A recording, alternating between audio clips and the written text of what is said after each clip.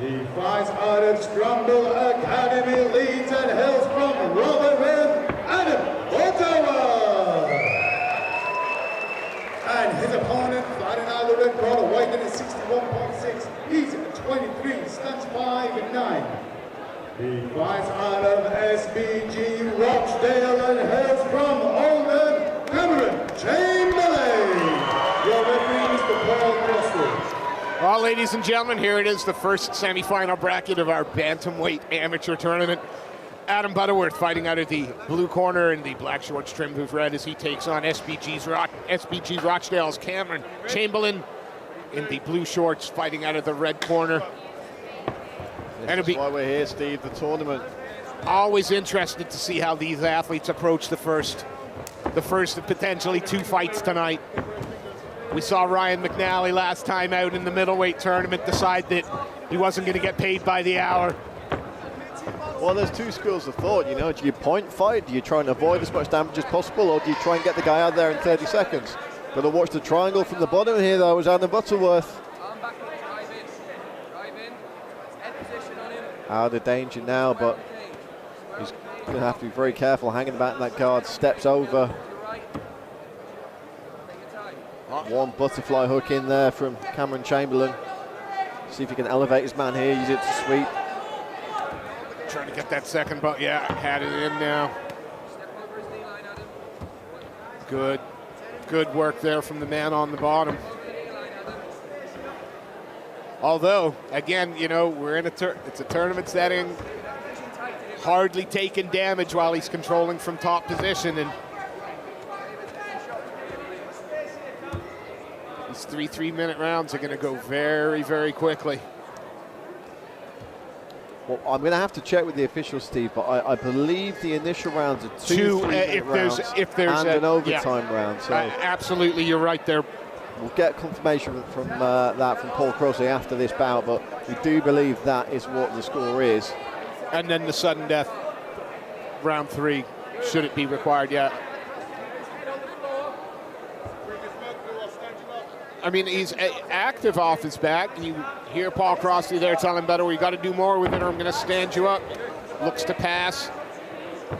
Going to have to be careful leaving that neck in now. Back to his feet, though. Good work by Chamberlain, but is he going to get hip toss? No. Manages to get out body lock. He's going to try and drag his man down. Looking to get some shots off there is Cameron Chamberlain. Easy for you to say.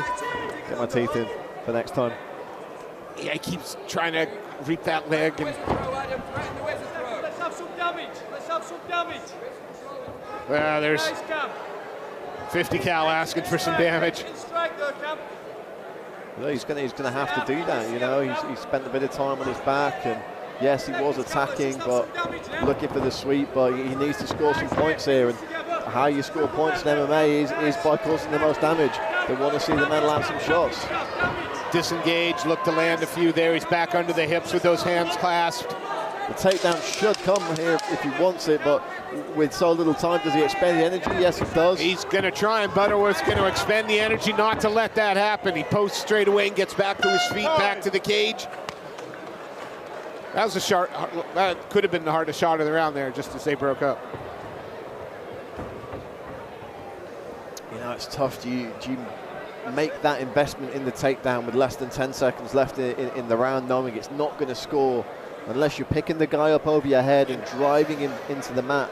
It's just considered a change of position, which I agree with under the current rule set. And that could be crucial as we factor in, Steve, the next 1, maybe 2 rounds of this fight and 3 more rounds later on in the evening when these guys get into the finals. Absolutely. I don't know, it seemed like Chamberlain didn't, although he was working from his back, he wasn't working with a lot of urgency from his back. And not sure you can afford to do that over the next 6 minutes now. You heard Martin Stapleton asking for damage, and I'm sure that's what the instruction will have been in the corner.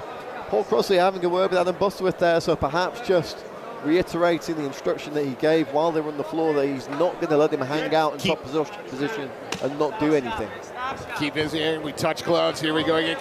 Cameron Chamberlain fighting out of the red corner. He's in the blue shorts as he takes on Adam Butterworth in the black. Nice combination there from Chamberlain. Butterworth searching out with a jab there, but catches one back instantly. I mean, snatch that single leg takedown. Butterworth does look physically the more imposing of the two bantamweights, but nice takedown and then there. chipping away. Chamberlain straight back up to his feet.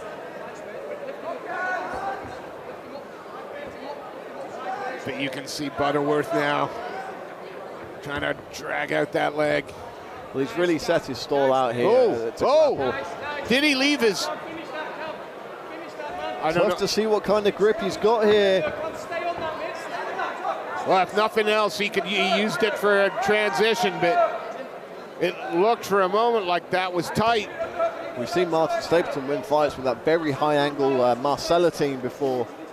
But again, as you say, Steve, you don't get it, you can't use it to throw your man around with. And that's exactly what we saw there from Cameron Chamberlain. And now looking to try and mount his opponent, but good work by Butterworth. Get both butterfly guard.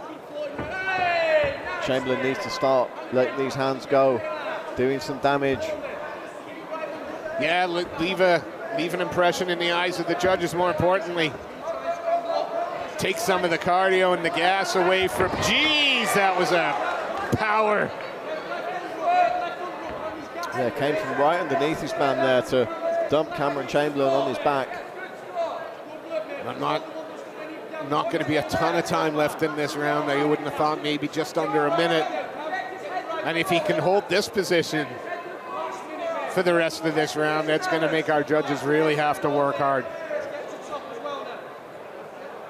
Chamberlain with that one leg up high, but yeah, there's no opportunity for a triangle with the other leg pinned underneath.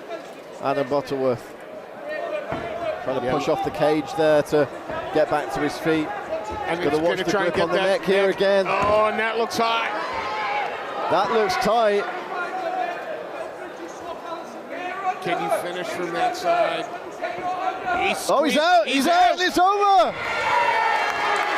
Unbelievable submission. Adam Butterworth, and Steve, we talked about this early on. It can be a tiny adjustment and you can go from being absolutely fine, being able to breathe, being fully conscious, able to give a thumbs up, to being out cold. That's exactly what we saw there. Adam Butterworth with an absolutely beautiful guillotine variation from side control. He just has got that squeeze on. We saw Cameron look, no, I'm going to be all right. Wowzers. It looked like maybe he briefly thought about tapping and thought, no, it's not as tight as I think it is. And then boom, that tiny adjustment, literally inches. A tiny little tweak to the ankle, angle rather. And now Adam Butterworth going to have a good few hours to recover. Didn't take a lot of damage in that fight. Yeah, some heavy wrestling exchanges, but doesn't look to be too fatigued. And Cameron Chamberlain back to his feet now. That's what we like to see.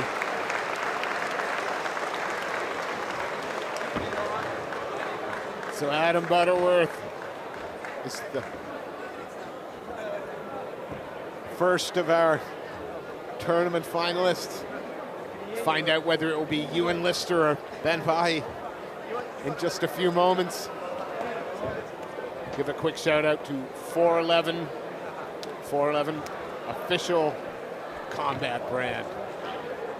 We'll turn it over to Mr. Seth Khan, who will make this semifinal official. Fighters to the center of the cage, please. Fighters to the center of the cage.